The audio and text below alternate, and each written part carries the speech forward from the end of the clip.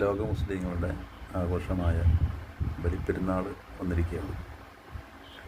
ഇപ്പോൾ സോഷ്യൽ മീഡിയയിൽ നടക്കുന്ന വിഷയം ബലിപ്പെരുന്നാളുമായി ബന്ധപ്പെട്ട ലീവാണ്.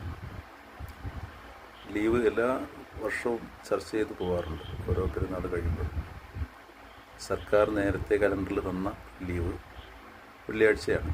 പക്ഷേ മാസം കണ്ടത് പ്രകാരം കേരളത്തിൽ പെരുന്നാൾ ആഘോഷിക്കുമ്പോൾ പെരുന്നാൾ ശനിയാഴ്ച വരികയും ലീവ് ശനിയാഴ്ചത്തേക്ക് മാറ്റുകയും ചെയ്തു.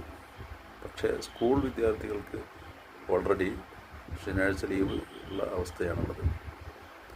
അപ്പോൾ ശനിയും ഞായറും സർക്കാരിന് കിട്ടിയ ഒരു ഗുഡ് ലക്കായിട്ട് മാറി.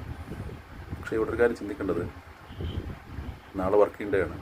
നാളത്തെ വർക്കിംഗ് ഡേ ഇപ്പോൾ തിരുവനന്തപുരം കോട്ടയം ഭാഗത്തുള്ള വീടുള്ളവർ, നിലമ്പൂർ ഭാഗങ്ങളിലെ സ്കൂളുകളിൽ വർക്ക് ചെയ്യുന്നുണ്ട്.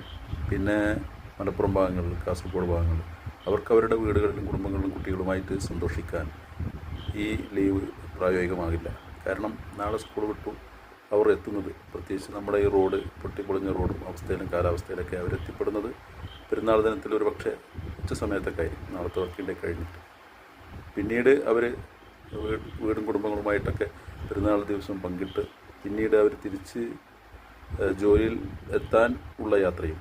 അപ്പം അതുകൊണ്ട് എപ്പോഴും പ്രായോഗികമായിട്ട് സാങ്കേതികമായിട്ടൊക്കെ ഈ സർക്കാരുകൾ ഓരോ മതവിഭാഗങ്ങളുടെയും അവരുടെ സന്തോഷങ്ങളെയും അതുപോലെ തന്നെ അതാത് കാലയളവിൽ ഭരിക്കുന്ന സർക്കാരുകൾ ആ സന്തോഷങ്ങൾക്ക് യോജിച്ച രീതിയിലുള്ള ലീവുകൾ ബുദ്ധിപരമായിട്ട് അത് തർക്കമില്ലാതെ, ചർച്ച പ്രശ്നങ്ങളില്ലാതെ, അതുപോലെ തന്നെ പ്രതിഷേധത്തിന് വഴിവെക്കാൻ കാരണമാവാത്ത രീതിയിൽ അത് ഉൾക്കൊണ്ട് അതിന് വേണ്ട രീതിയിലുള്ള കാര്യങ്ങൾ നീക്കണമെന്ന് ആണ് പൊതുവായിട്ട് പറയാനുള്ളത്.